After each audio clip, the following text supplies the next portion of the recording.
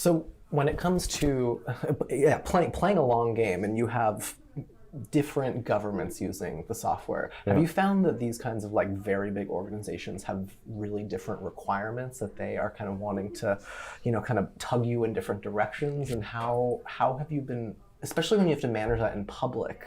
Like, can you talk a little about, anything that you've encountered in that vein? Yeah, I mean, if you follow business 101 textbook, then we do a lot of mistakes.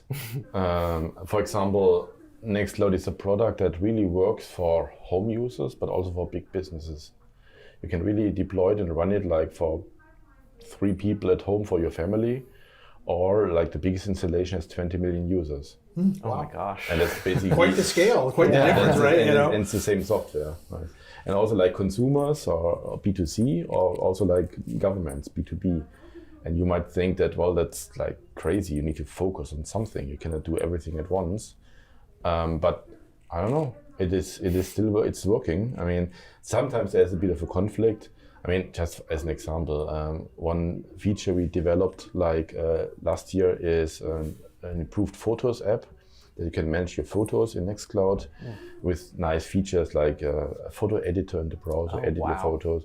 We actually implemented face recognition and object recognition features, complicated sharing features. I mean, this is things that are really interesting for consumers. And then this is not, the government doesn't need that.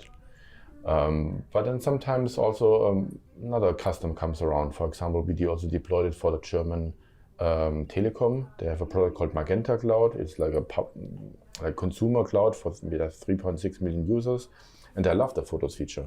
And then, I don't know, like a year ago, people were like complaining that, why do you develop this feature? It's not business relevant. And then suddenly later you have a customer who likes the feature.